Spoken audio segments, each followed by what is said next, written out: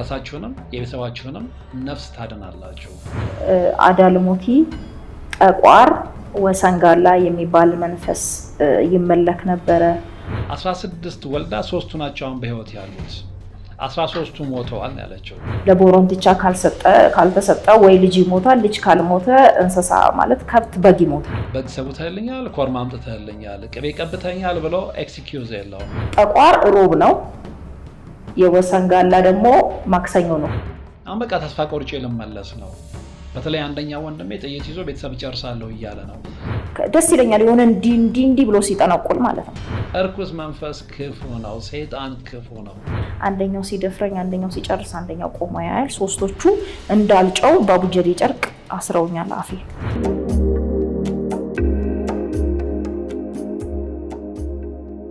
አብዛኞቻችን ስለ ፔንታውስ፣ ስለ ዱፕሌክስ አፓርትመንቶችና ኮንቨርቲብል አፓርትመንቶች እናውቅ ይሆናል። ነገር ግን አፓርትመንት ውስጥ ቪላ ቤት እንደሚሰራ ስንቶቻችሁ ታውቃላችሁ? ሰላም ዲኤምሲ ሪል ስቴት ቪላ ስታንዳርድ የሆኑ አፓርትመንት ቤቶችን ይዞ መጥቷል። እነዚህም ቤቶች በፍሎር 4 ብቻ ሲሆኑ አንዳቸውም ከሌላ ቤት ጋር ግድግዳ የማይጋሩ የየራሳቸው ሊፍቶች የተገጠመላቸው ሲሆኑ የድምጽ ብክለት የማያገኛቸው፣ የደህንነት ደረጃቸው የተጠበቁ ናቸው። በዲዛይን ከባለ 2 መኝታ ቤት ጀምሮ የሰራተኛ ክፍል ከነመታጠቢያው፣ የማብሰያ ክፍል፣ የላውንደሪና የስቶር ክፍል ከዋና ቤት ተለይተው ስለሚገኙ የቤቶን ፐርሰናል ሴፍቲና ፕራይቬሲ ከፍ ያደርገዋል። የገዙ ደንበኞች ባቀረቡልን ጥያቄ መሰረት ለ25 ደንበኞች ብቻ በካሬ 20 ሺህ ብር ቅናሽ አድርገን ከ8% ቅድመ ክፍያና 60% የባንክ ብድር ጋር አቅርበንሎታል። ለበለጠ መረጃ በ0955 689067 ላይ ይደውሉ።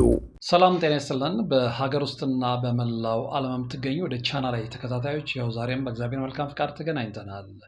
እንግዲህ ዛሬ ከኔ መርሃ ግብር ጋር የሚሄድ አንድ ቪዲዮ እያየሁ ነበረ።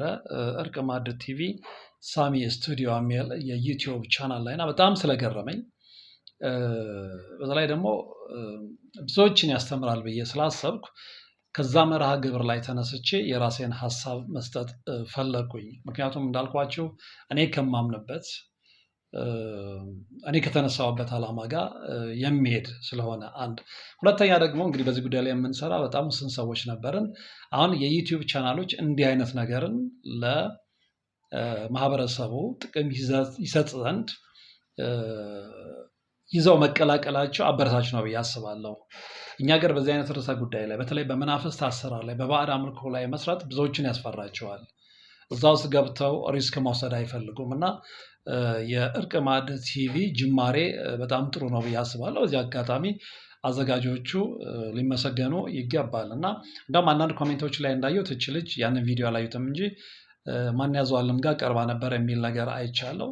ጥሩ ነው እንደዚህ ከሌላ ዘውግ ላይ ወጥተው ደግሞ እንዲህ አይነት ነገሮችን ስለ ባዕድ አምልኮ፣ ስለ መናፍስት አሰራር ለህብረተሰብ ማስተማር ጥቅም አለው። ብዙዎች ጉዳቱን ሳያውቁት ብዙ ተጎድተዋልና ማለት ነው። እና እንግዲህ ወደዚህ ታሪክ ስወስዳቸው እች ልጅ በጣም የሚገርም ነገር ነው የተናገረችው። ቃለ ምልልሱን ላካሄድላት ልጅ ማለት ነው። እና እች ልጅ የተወለደችው ጫንጮ፣ ያደገችው አዲስ አበባ ነው። እና እናቷ ገና በ15ኛው ቀን በተወለደች በ15ኛው ቀን ከአባቷ ጋር ስለተጣላች ወይም ደግሞ ከባለቤቷ ጋር ስለተጣላች ከልጅቷ አባት ጋር ስለተጣላች በዛ ንዴት ሽንት ቤት ልትከታት ይዛት ስትሄድ አጎት ያገኘና ተቀብሎ ለአያቷ ይሰጣታል። አሁን እዛ ጋር እሷ የገለጸችው እናትና አባቴ ስለተጣሉ እናቴ ተናዳ ትበል እንጂ ይሄ የመንፈሱ አሰራር ነው። የመንፈሱ አሰራር መሆኑን በሂደት እነግራችኋለሁ እንጂ እናት የወለደቻትን ልጅ ምንም ቢሆን ከባለቤቷ ጋር ብትጣላ ጨክና ሽንት ቤት ውስጥ አትከታትም። ነገር ግን እዛ ቤት ውስጥ የቆየ በልጅቷም አንደበት እንደሰማ ነው የቆየ የባዕድ አምልኮ ስላለ እዛ ውስጥ ያለው መንፈስ በጣም ጨካኝና ክፉ ስለሆነ አንደኛ ቤተሰቡን ሁሌም እንዳጨቃጨቀ ነው፣ ቤተሰቡን እንዳባላ ነው፣ የክፋት ስራ እንደሰራ ነው። ስለዚህ ክፉ መንፈስ ነበር ነው ያለችው ልጅቷም ራሷ። እና ስለዚህ እናት ጨክና በ15ኛ ቀን ልጅቷን ሽንት ቤት ልትከት ሞክራ የነበረችው መንፈሱ አስገድዷት ነው እንጂ ከባሏ ተጣልታ ስለሆነ ነው ብዬ አላምንም እኔ በግሌ ማለት ነው። እና እች ልጅ ያ ከተፈጸመባት በኋላ አጎቷ ይወስድና አያቷ ጋር ይሰጣታል። አያቷ እንግዲህ እስከ 8 ዓመቷ ድረስ በጣም ጥሩ በሆነ ሁኔታ አንቀባራ ነው ያሳደገቻት። እዛ ስታድግ ምንም ነገር አልጎደለባትም። እች ልጅ እንግዲህ ራሷን ስታስተዋውቅ መሰረት ብላ ነው ያስተዋወቀችው እና ታሪኩን ስንቀጥል መሰረት እያለን ነው የምንቀጥለው እና አያቷ ጋር የምታድግበት ሰዓት እስከ 8 ዓመቷ ምንም ነገር ሳይጎድልባት ሳትራብ ሳትጠማ ሳትታረዝ የፈለገችው ነገር ሁሉ የተሟላላት ነው። ምክንያቱም አንደኛ አያቷ በጣም ተወዳት እንደነበረ ተናግራለች። ነገር ግን እቺ ልጅ ሆዷን ባይጎል የምትለብሰው ባታጣ የምትጠጣው ባታጣ ባትቸገርም ከአንድ ነገር ጋር እየተለማመደች ነው ያደገችው። አያቷ ከምታመልከው ባዕድ አምልኮ ጋር ማለት ነው እና ያንን እያየች አድጋለች እና እንግዲህ እዛ ቤት ውስጥ መንፈሶች ይመለኩ ነበር። ሊያውም አንድ መንፈስ አይደለም የሚመለከው። እንግዲህ ብዙዎቻችሁ የመምህር ተስፋዬን፣ የመላከ መንክራት ግርማ ወንድሙን፣ የቀሲስ ሄኖክ ወልደማርያምን፣ የቀሲስ ሄኖክ ተፈራን እና የሌሎችንም መምህራን ትምህርት ስትከታተሉ ስለ አዳልሞቲ፣ ስለ ጠቋር፣ ስለ ሰንጋላ፣ ስለ ሙጬ ዘሪጋ የመሳሰሉት መንፈሶች ብዙ ነገር አውቃችኋል ብዬ አምናለሁ፣ አስባለሁ። ብዙዎቻችሁ ተምራችኋል። ብዙዎቻችሁ መማር ብቻም አይደለም፣ አያቶቻችሁ፣ ቅድመ አያቶቻችሁ፣ እናቶቻችሁ፣ ቤተሰቦቻችሁ በዛ መስመር ውስጥ ያለፉ ስለሆኑ በዛ መስመር ውስጥ እናንተም ገብታችሁ የተሰቃያችሁትን ስቃይ ደጋግማችሁ ደውላችሁ ነግራችሁኛል። የበረታችሁም ትግል አድርጋችኋል ከዛ ለማውጣት ከዛ ትብታባ ውስጥ ለማውጣት። ያለበረታችሁም ደግሞ አሁንም ድረስ እየሰራችሁ አመዳፋሽ እንደሆናችሁ ህይወታችሁ ከደስታ ይልቅ ሀዘን ያጠላበት እንደሆነ በየጊዜው እየደውላችሁ ትነግሩኛላችሁ እና ይሄ መርሃ ግብር ከልጇ ጋር የተደረገው ቃለ ምልልስ በዚህ ጉዳይ ላይ በቂ ግንዛቤ ኖሯቸው ትኩረት ላልሰጡ እንዲሁም ደግሞ በቂ ግንዛቤ የሌላቸውንም የመንፈስ አሰራር ክፋትን በደንብ ይናገራል ብዬ አስባለሁ፣ በደንብ ይመሰክራል ብዬ አስባለሁ እና ለዛም ነው ከዛ መርሃ ግብር ላይ ተነስቼ ይህንን ነገር እንደገና ወደ እናንተ ለማቅረብና በደንብ እንነጋገርበት የፈለኩት እና እች ልጅ እንግዲህ እስከ 8 ዓመቷ ድረስ ባዕድ አምልኮንም እያየች አያቷ ጋር ብታድግም 8 ዓመት ላይ አያት ይሞታሉ። እዛ ግን እስከ 8 ዓመቷ አያቷ እስከሚሞቱበት ድረስ እዛ ቤት ውስጥ ስትኖር ምንድነው እያየች ያደገችው? እዛ ቤት ውስጥ ትልቅ ግቢ ነው አለች። ጎጆ አለ፣ ገልማ አለ፣ የሚመለክበት ቦታ። እዛ ጎጆ ውስጥ ማንም አይገባም። በተለይ ንጹህ ያልሆነ ሰው አይገባም። ንጹህ ያልሆነ ሰው ማለት እንግዲህ የተራክበው ግንኙነት ያደረገ በዝሙት ስራ ውስጥ የነበረ ሰው አይገባም። አንዳንድ ሰዎች ሊያስመልኩ ይመጣሉ እዛ ቤት ውስጥ እና እነዛ ከሆኑ ወይም ደግሞ ዝሙትን ከፈጸሙ መግባት አይፈቀድላቸውም። እዛ ቤት ውስጥ እንዲገቡ የሚፈቀድላቸው ሁለቱ አያቶቿ፣ ሴት አያቷና ወንድ አያቷ ብቻ እዛ ጎጆ እዛ ገልማ ውስጥ ይገቡ እንደነበረ ታስታውሳለች። እና አለው ጎጆ ቤት አለው መስዋዕት የሚቀርብበት ቦታ ማለት ነው። ማለት መስዋዕት ይቀርብበታል። ቤቱ ለሱ ብቻ ነው የተሰራው። ሌላ ሰው ማንም አይገባም። የሚገባውም ደግሞ በብዛት አያቴ ወንዱ አያቴና ሴቷ አያቴ ነች የምትገባው። ሲቀጥል ደግሞ እዛ ቦታ ወይ ስለት ሊሳል የመጣ ወይ እዛ ቦታ የሆነ ነገር ያደርግልኛል ብሎ የመጣ ሰው ንጹህ መሆን አለበት። ዝም ብሎ ሰው እንግዲህ እያንዳንዳቸው መናፍስት ወይም ደግሞ መንፈሶች ቀን ነበራቸው። ለየብቻ ቀን የሚመለኩበት ቀን ነበራቸው ነው ያለችው። ቀኖቹን ቆጥራቸዋለች እሷ። አዳልሞቲው ለብቻ የሚመለክበት ቀን አለ።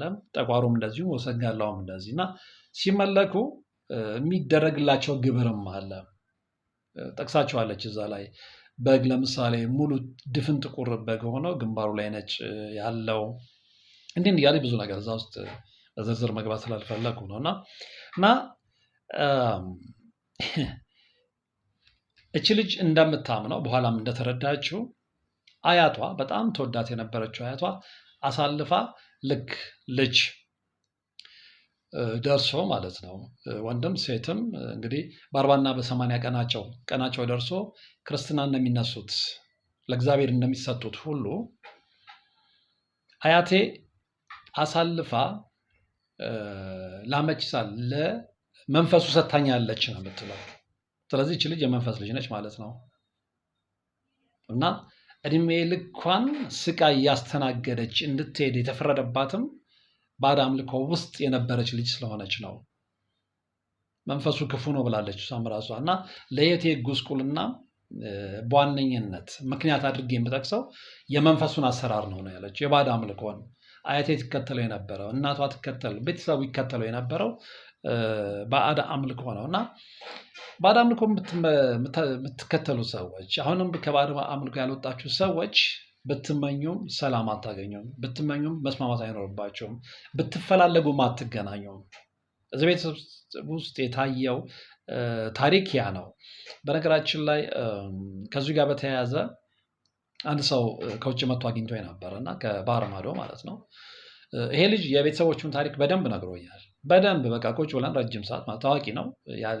ፕሮፌሽኑን ባልነግራችሁ ጥሩ ነው። ምክንያቱም ፕሮፌሽኑን ከነገርኳችሁ የሚታወቅ ስለሆነ ያንን ላይፈልግ ስለሚችል ማለት ነው። እና ይሄ ልጅ ውጭ ሀገር ሆኖ ሰላም ሊያገኝ አልቻለም። ምክንያቱም እዚህ ያሉት ቤተሰቦቹ አንድ ቀን ተስማምቶ አይቀሩም። ጥይት ይዘው በጥይት ሊተላለቁ ነው የሚፈልጉት። ሌላ ምንም ነገር ጎሎባቸው አይደለም። እሱ ያለውን ሰላም ለማረጋጋት ሲል ከውጭ እየለፋ ገንዘብ የሚልከው ለእነሱ ነው። ገንዘቡ እዚህ መጥቶ ግን አመድ ነው የሚሆነው፣ ይባክናል። የት እንደሚገባ አያውቅም። ማንም ከማንም አይስማማም። ጥይት ይዘው ወንድም ከወንድም አባት ከልጅ እንዲህ። ምክንያቱም ይሄ ቤተሰብ ውስጥ ይመለክ የነበረው ባዕድ አምልኮ ቤተሰቡን ስለሚያበጣብጥ ነው። ልጁ ይህንን አምኗል። ቤታችን ውስጥ የባዕድ አምልኮ አለ፣ ይመለካል። ያንን ማድረጋቸው ደግሞ ቤተሰቡ ሁሌም እንደተበታተነ እንደተጣለ አመድ አፋሽ ሆኖ አመድ መስሎ ነው ያለው። ገንዘብም እያለው አመድ የሚመስል ቤተሰብ አጋጥሟቸው አያውቅም። እንደዛ ነው። ከአቅሜ በላይ ሆነ። አሁን በቃ ተስፋ ቆርጬ ልመለስ ነው። በተለይ አንደኛ ወንድሜ ጥይት ይዞ ቤተሰብ ጨርሳለሁ እያለ ነው። የሚጣሉበትን ምክንያት ሲነግረኝ ነው በጣም ሲል የሆነ ምክንያት ነው። እንደውም በአንድ ወቅት መላከ መንክራት ግርማ ወንድሙ ውጭ በነበሩበት ሰዓት አግኝቷቸው መንፈስ አስረውለት እንደነበረ ነግሮኛል። እና እሱም ያምናል፣ እሱም ራሱ መንፈሱ እንዳለበት። ግን ልጁ ስለገባው ትምህርቱን ስለሚከታተል እሳቸው በሄዱ አገር ሁሉ ትኬት እየቆረጠ ስለሚሄድ ትምህርቱ ስለገባው በራሱ መንገድ የተቻለውን ያህል ጥረት ስለሚያደርግ ከሞላ ጎደል እሱ ተሻለ እንጂ ሌሎቹ ጭራሽ እዚህ ውስጥ የለውም። ለስሙ ቤተክርስቲያን ሄዳሉ አለ።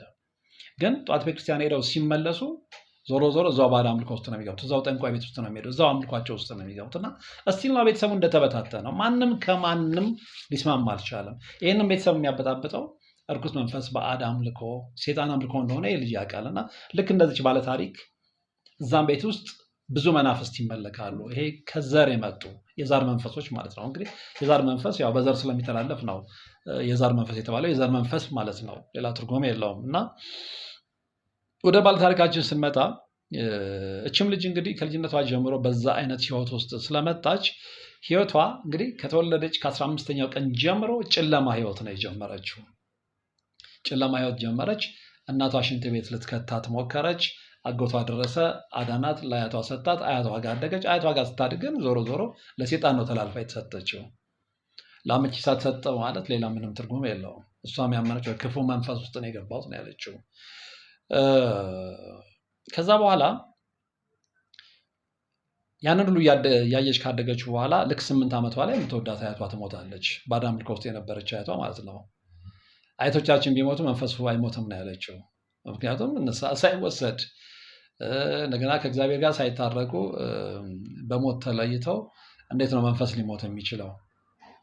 ሰዎች ባዕድ አምልኮ ውስጥም ሆነው ስህተት እንደሰሩ ይገባቸውና የሆነ ሰዓት ላይ ወይ ተምረው ወይ ነቅተው እግዚአብሔር ጣልቃ ገብቶ የተከተሉት መንገድ ትክክል እንዳልሆነ ሲያውቁ ንስሐ ገብተው እንደገና ወደ ትክክለኛ እግዚአብሔር መንገድ ተመልሰው ቅዱስ ቁርባን ይወስዳሉ። እዚህ ቤተሰብ ውስጥ ግን ያልተፈጸመም። አያቷ አለፈች፣ ሞተች። ከዛ በኋላ ተላልፋ የተሰጠችው ለአክስቷ ነው። አክስቷ ጋር ማደግ ጀመረች። አክስቷ በጣም ጨካኝ ነበረች። ባዕድ አምልኮ ውስጥ ያለ ቤተሰብ ደግ ሊሆን አይችልም ሰዎች። ለዚህም ነው ከባዕድ አምልኮ ውጡ። አሁን ከጠቀስናቸውና ሌሎች ካልጠቀስናቸው መናፍስት ጋር ተባብራችሁ የምትሰሩ እነሱን የምታመልኩ የምታስመልኩ ሰዎች ከዛ ውስጥ ውጡ የምንለው ያለ ምክንያት አይደለም። ህይወታችሁ የእናንተ ብቻ ሳይሆን ከዘርዘር እየተላለፈ እንደዚህ ሰላም እንደሚነሳ ስለሚታወቅ ነው። እና እች ልጅ ትክክለኛ ምስክር ነች። ከዛ በኋላ ህይወቷ ምን ሆነ? አክስቴ ጋር ነው የሚያድጉት ሁለቱ ልጆች። ልክ አንቺ አክስቴ ጋር ብለሽ እንደመጣሽ እሱም አክስቴ ጋር ብሎ መጥቶ እንደ ወንድምና እህት አብራችሁ አደጋችሁ ማለት ነው። አብረን አደግን እና የ26 ዓመት ልጅ ነው እሱ በዛን ሰዓት። እኔ 14 ዓመቴ ነው። እንግዲህ 14ም የሞላ አይመስለኝም እንደው በግምት ነው። ከዛ ከነሱ ጋር ተመለሰ መጣ። የሆነ እንደዚህ መቀመጫ ወንበር አለ። ከዛ እኔ ስለመደፈር ስለ እንደዚህ አይነት ሴክሹዋል ላይፍ እኔ አላውቅም፣ በዛን ሰዓት ልጅ ነኝ። ከዛ አስተኛኝና ከዛ ልብሴን እምቢ ስለው ልብሴን ላይ ቀደደ፣ ደፈረኝ። ከዛ ከደፈረኝ በኋላ በቃ ምንም ማድረግ አልችልም። አልቅሼ ከተናገርሽ አርድሻለሁ፣ እገልሻለሁ፣ እዚህ ቤት አትኖሪያትም። ሰው ከእናቱ ማህፀን ከወጣበት ጊዜ ጀምሮ ለአቅመ ሔዋን እስከደረሰበት ጊዜ ጀምሮ ህይወቱ የችግር ብቻ ሲሆን ምንድን ነው ፊልም የምታደርጉት? ለዚህም ነው ቆም ብላችሁ አስቡ የሚባለው። እግዚአብሔር ሰዎችን ለስቃይ አይፈጥርም። ሰዎች ግን በነፃ ፍቃዳቸው እግዚአብሔርን ክደው ወደ ሰይጣን ቤት ሲሄዱ ህይወታቸው የጨለማ፣ ህይወታቸው ጉስቁልና፣ ህይወታቸው የስቃይ ህይወት ይኖራል። ይሄንን ለይተው ማወቅ መቻል አለባቸው ነው። እና አክስቷ ጋር ትሄዳለች። አክስቷም ጋር የነበራት ህይወት የሲኦል ህይወት ነው። እራብ ነበር ነው ያለችው። በጣም ከመራብ የተነሳ አክስቴ በማትኖርበት ሰዓት ላይ እንጀራ ሰርቄ ቀሚሴ ውስጥ ፌስታል ውስጥ ሰርቄ ሁሉ እበላ ነበር ነው ያለችው። እንግዲህ አክስቷ ምን ጨካኝ የምትሆነው ነው ልጅቷ የምታስረባት ህፃን ልጅ 8 ዓመት 9 ዓመት የሆናት ልጅ እንግዲህ አያቷ ስትሞት 8 ዓመቷ ነው። አያቷ ከሞተች በኋላ ወደ አክስቷ ጋር ሄደችው። ስለዚህ 8-9 ዓመት አካባቢ ቢሆናት ነው። ስሙ አክስቷ ነች። ነገር ግን መንፈሱ እንድትጨካከኑ ያደርጋቸዋል። ይሄ ቤት ደግሞ በባዕድ አምልኮ የተተበተበ ቤት ስለሆነ እች ልጅ የደስታ ህይወት የምታሳልፍበት ምንም አይነት ኦፖርቹኒቲ አልነበራትም። ላመቺሳ ተሰጥታለች በአንደበቷ እንዳመነችው። ባዕድ አምልኮ ሲመለከትበት የነበረ ቤት ውስጥ ነው። ስለዚህ እዛ ባዕድ አምልኮ ላይ መስዋዕት የሚደረጉ በጎች፣ ምግቦች፣ ምኖች አሉ። ያን ሁሉ እየበላች ነው ያደገችው። ለሰይጣን ይዘጋጅ የነበረ ምግብ አለ። ግቢያችን ውስጥ ዛፍ ኦዳ ዛፍ የሚባል አለ። እዛ ስር የሚሰዋ መስዋዕት አለ። ቂቤ ይቀባል። እዛ ዛፉ ስር ቡና ይፈላል። 2 ቦታ ነው፣ ጉድጓድ ውስጥም ዛፍ ስርም ነው የሚፈላል። በዚህ በግንቦት ወር ማለት ነው። ስለዚህ በዛ ህይወት ውስጥ ያለፈች ልጅ የተረጋጋ ህይወት፣ ሰላም ያለው ህይወት ትኖራለች ብሎ አይጠበቅም። እሷ ብቻ አይደለም በእሱ አይነት ህይወት ውስጥ የነበራችሁ ያላችሁ ወደፊትም የምትኖሩ የእሱ አይነት እጣ ፈንታ ነው ለእናንተ ብቻ ሳይሆን ለልጆቻችሁ፣ ለልጅ ልጆቻችሁ የሚተርፈው። ስለዚህ ልጆቻችሁን ከልብ የምትወዱ ከሆነ፣ ቤተሰቦቻችሁን የምትወዱ ከሆነ፣ ነገ የሚመጣውን ትውልድ የምትወዱ ከሆነ ከዚህ አይነት ሴጣናዊ አምልኮና ሴጣናዊ አሰራር ልትወጡ ይገባል። አንደኛ የራሳችሁንም የቤተሰባችሁንም ነፍስ ታድናላችሁ፣ ከሲኦል ትታደጋላችሁ። አለበለዚያ ግን የእናንተም የቤተሰቦቻችሁም የዘር ማንዘራችሁም ህይወት የሚጠብቀውን ነገር ደግሞ መተንበይ ያን ያህል ከባድ አይደለም። አክስቷ ጋር ከሄደች በኋላ ምን ገጠማት? ትችለች እንደነገርኳቸው ነው። በጣም መራብ ጀመረች፣ መታረዝ፣ ስቃይ ማስተናገድ፣ እንዲህ እያለች ብዙ ህይወቷን ገፋች። ከዛ በኋላ ግን ነገሮች እሷ በምትፈልገው መንገድ ስላልሄዱ የስቃይ ህይወት ስለሆነባት ምንድን ነው ያደረገችው? በቃ እንደ ማንኛውም ሰው በራሷ ነፃ ፍቃድ ወደ ሴተኛ አዳሪነት ህይወት ነው የገባችው። ያ ደግሞ ሌላ ፈተና ነው። ሌሎች ሴቶች በሴተኛ አዳሪ ህይወቴ ገቢ ያገኛሉ። ወንዶች ጋር በደንብ ግንኙነት ማለት ወንዶች በጣም ያገኛቸዋል። እና እኔ ግን ለምንድን ነው እንደነሱ ገንዘብ ማላገኘው ብዬ ደብተራ ቤት ሄድኩ። ለካ ለሰው አይደለም ለራሴ ነው ሄድኩት። እና ደብተራ ቤት ሄጄ 5000 ብር አምጫለኝ። በእውነት ነው የምነግርህ፣ ለጠላት ለአጋንንት እስከዚህ ተገዥኛለሁ። 15 ቀን ሙሉ ቡና ቤት ሰርቼ ያንን 5000 ብር አጠራቅሜ ለዛ ለደብተራ ሰጥቼ ሰው እንዲወደኝ። ይሄ ሁሉ ምክንያት ግን መንፈሱ ያመጣ የመንፈሱ ጭካኔ የወለደው ውጤት ነው። ይሄንን ልጅቷ በደንብ አምናለች። እሱም ብቻም አይደለም። በጣም የገረመኝ ነገር ልንገራቸው። እንግዲህ አያቷ ስንት ልጅ ነው የወለዱት? 16 ልጆች በህይወት በነበሩበት ሰዓት ማለት ነው። ከ16ቱ ልጆች ግን አጥጋቢ ባልሆነ ምክንያት 13ቱ ሞተዋል። ይሄ የባዕድ አምልኮ ያለባቸው ቤተሰቦች የጋራ የሚጋሩት ታሪክ ነው። ብዙ ልጆች ይወለዳሉ። በህይወት የሚቆዩት ግን በጣም ጥቂቶቹ ናቸው። በጣም ጥቂቶቹ። እኔ 13 ነው 14 ቤተሰብ 14 ልጆች የነበሩ ቤት 14ቱም ልጆች የሞቱበትን ቤት አውቃለሁ። የዛም ቤተሰብ ባክግራውንድ ስታጠኑ ግን ባዕድ አምልኮ ውስጥ የነበሩ ልክ እቺ ልጅ እንደተናገረችው አይነት ሂደት ውስጥ የነበሩ ቤተሰቦች ናቸው።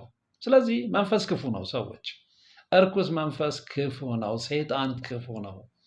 የምታመልኩት ባዕድ አምልኮ የምታደርጉለት፣ በግ የምታርዱለት፣ ደም የምታፈሱለት፣ አንዳንዶቻችሁም ደግሞ ለሀብት ብላችሁ ሰው የምትገብሩለት መንፈስ ክፉ ነው። ነገ በእናንተ ላይ ነው፣ ነገ በትውልዳችሁ፣ ነገ በዘራችሁ ላይ ነው የሚመጣው። ይኸው እየተመለከት ነው። አያቴ አለች እኮ 16 ወልዳ 3ቱ ናቸው አሁን በህይወት ያሉት፣ 13ቱ ሞተዋል ነው ያለችው። ዛሬ ይታመማሉ፣ ነገ ይሞታሉ። እንደ ቀልድ ያዘን ይላሉ፣ ነገ ይሰናበታሉ ነው ያለችው። ይህንን ሁሉ ዘር የሚጨርሰው መንፈሱ ነው። ጨካኝ ስለሆነ ክፉ ስለሆነ ግብሩ ሲቀር እግዚአብሔር ምንም አይፈልግም ከክብርና ከምስጋና ውጭ። እግዚአብሔር ከስቃይ የሚያወጣ አምላክ ነው። እግዚአብሔር የልጆቹን ስቃይ የማይፈልግ ደግ አባት ነው የምንለው በምክንያት ነው። እዛኛው ጋር ስንሄድስ እንደምትመለከቱት ነው እንዳለ ዘር ማንዘር የሚፈጅ መንፈስ ነው። ህይወታችሁን ሲኦል የሚያደርግ መንፈስ ነው። በግ ሰውተህልኛል፣ ኮርማ አምጥተህልኛል፣ ቅቤ ቀብተኛል ብሎ ኤክስኪውዝ የለውም። አያጨበጭብልም፣ አያመሰግንም፣ አያሞካሽህም።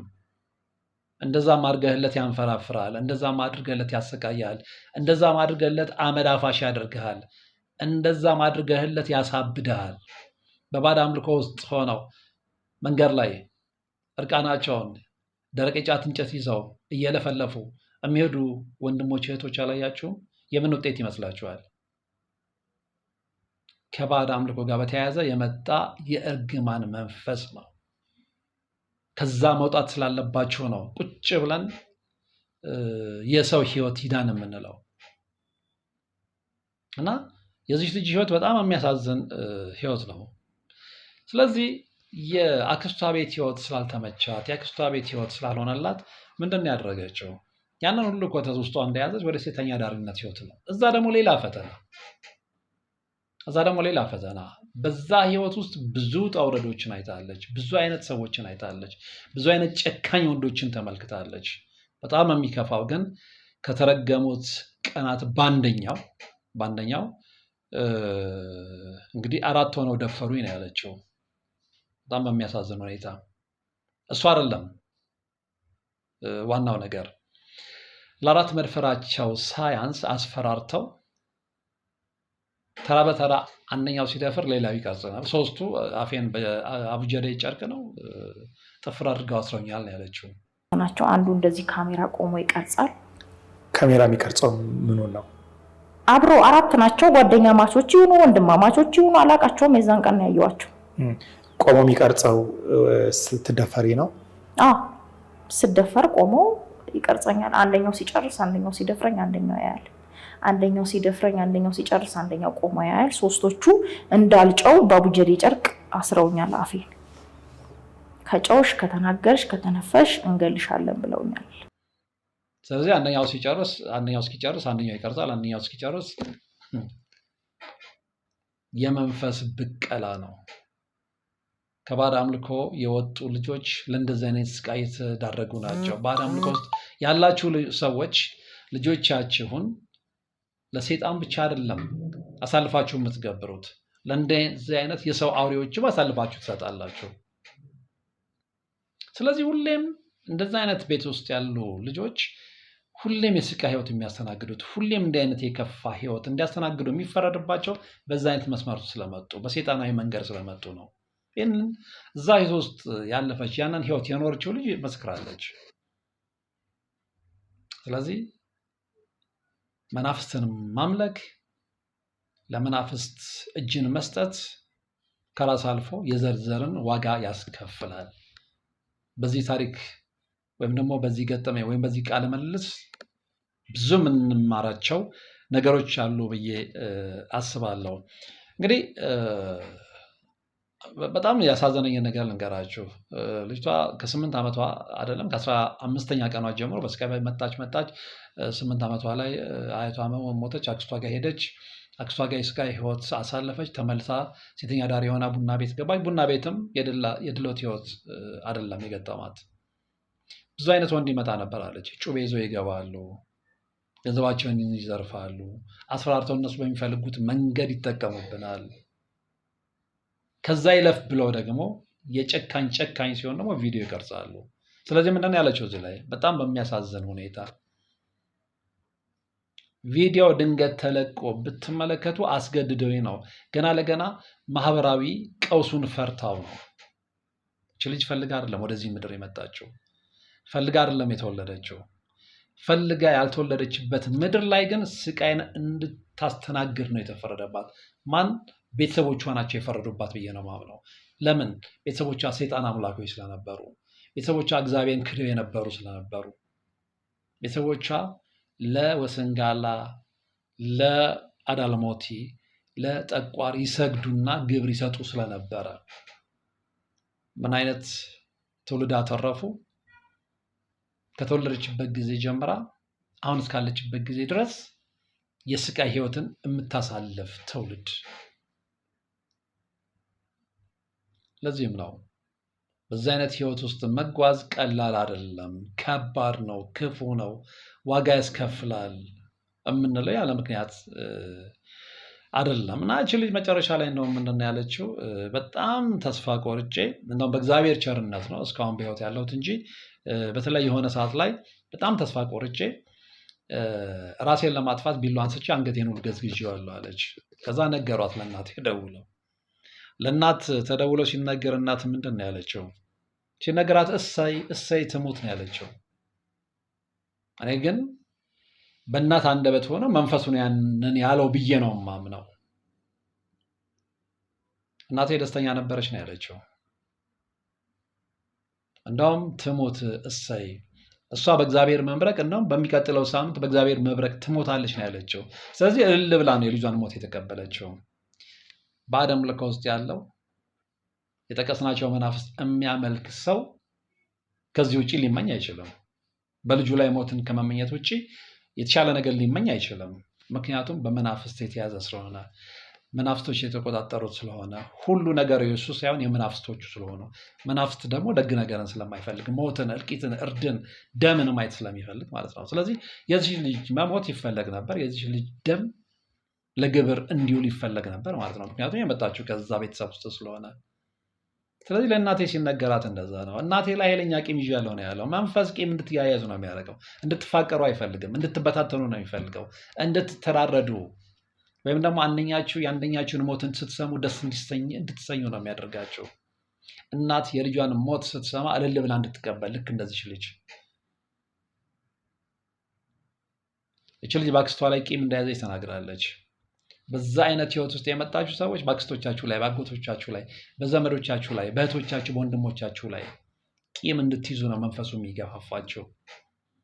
ስለዚህ እስከ መቼ ነው የማትነቁት? ከዚህ ህይወት ወይም ደግሞ ይህንን ህይወት ተገንዝባችሁ ነቅታችሁ ወደ እግዚአብሔር መንገድ ተመልሳችሁ ሰላማዊ ህይወት እንድትኖሩ ነው የኛ ምኞት እንጂ ሪስኩ ጠፍቶን አይደለም። እንዳልኳችሁ በዚህ ጉዳይ ላይ ስንሰራ ሊመጣብን የሚችለው ሊላክብን የሚችለውን ነገር አተነው አይደለም።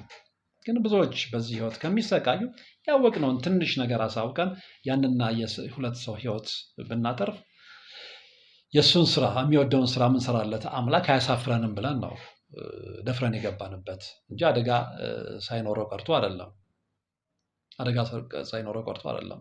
ትውልድ ከሚያልቅ ግን ቢያንስ የተወሰነ መስዋዕትነት ተካፍሎ እግዚአብሔርም ጥሎ ስለማይጥል እንደው ሰውን ብናነቃ ብለን ነው። እና ይሄ ነገር ብዙ ጊዜ እመኝ ነበረ። ከኛ ውጭ ከተወሰኑ ሰዎች ውጭ ይሄ ነገር በብዙ ሚዲያዎች ላይ ቢለመድ፣ ብዙ ሚዲያዎች ለመንፈስ አሰራር ቢያስተምሩ፣ የእርኩሳን መናፍስትን ክፉነት ቢናገሩ፣ የመናፍስቶችን በጣም ጨካኝነት ቢናገሩ ነበር። ያው ተጀምሯል። ይዝለቅ አይዝለቅ አላውቅም።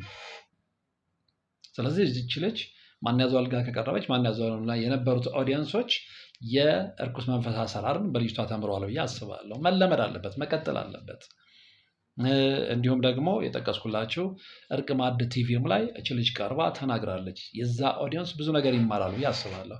ሁሌ የሆነ ሰርክል ላይ ብቻ አንሽከረከርም ማለት ነው ስለዚህ ከመቼውም ጊዜ በላይ ሰዎች ስለ እርኩስ መንፈስ አሰራር ግንዛቤ ይኖራቸዋል ብዬ አስባለሁ። እና እች ልጅ እንግዲህ 16 ወልዳ አያቴ 3ቱ ብቻ ናቸው በህይወት የተረፉት ስትል ከዛ ጋር እያይዛ የተናገረችው ነገር አለ ስለ አክስቷ ማለት ነው። እና አንደኛ ዘር ይጨርሳል ነው ያለችው። ዘር መጨረሱን በአያቷ ተመልክታለች። ሁለተኛ ደግሞ ትዳር እንደሚበጠብጥ አክስቷን ዋቢ አድርጋ ነው የተናገረችው። ምንድነው ያለችው? አክስቴ ክፉ ነበረች፣ በዛ ላይ ትዳር አይበረከትላትም፣ መንፈሱ ትዳሯን ይመተዋል ነው ያለችው። እና ትዳሯን ፈታ ሌላ እንጀራ አባት ነው ማነው ቤት ውስጥ ያለው የልጆቿ አባት አይደለም ያለው። እና ያ ሰውም ጨካኝ ስለነበረ እዚች ልጅም ላይ ይጨክንባት እንደነበረ ተናግራለች። እርኩስ መንፈስ የተቀበለ ሰው በክፉ መንፈስ የታመነ ሰው ወይም ያመነ ሰው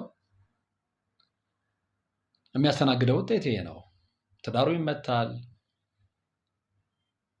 ዘር ማንዘሩ ይመታል፣ ህይወቱ ይመታል።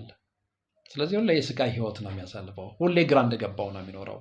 ሁሌ ምድር እንደዞረችበት ነው የሚኖረው። ሁሌ ግራ እንደገባው ነው የሚኖረው።